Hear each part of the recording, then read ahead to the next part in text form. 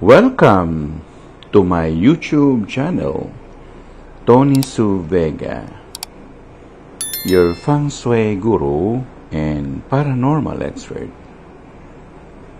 Today is Monday, the 9th of October 2023, and it is the day of the rat.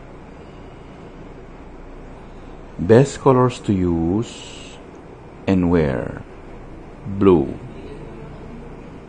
Best things to do and activities on the day of the rat.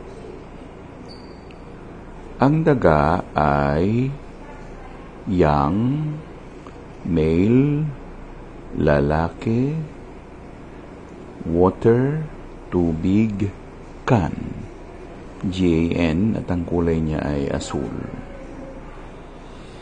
Sa araw na ito, maganda ang pumunta sa kapihan o magkape sa isang kagaya ng Starbucks o kumain sa isang restaurant,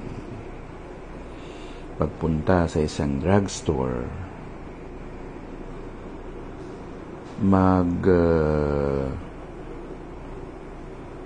mamingwit o umani ng talaba, magluto ng tahong,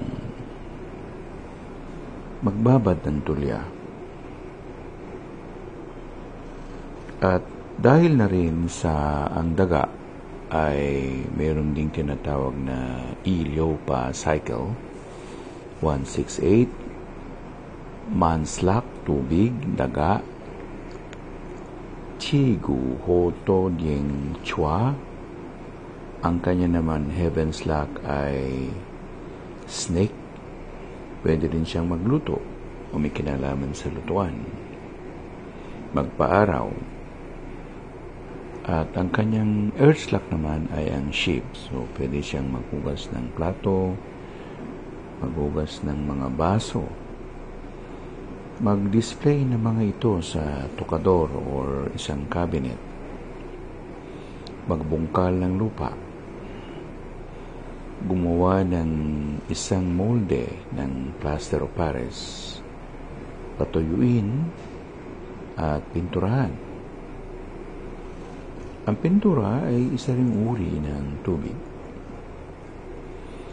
Pwede rin yung mag-body painting. Pwede rin yung mag-floor wax, magpahid ng floor wax sa sahig.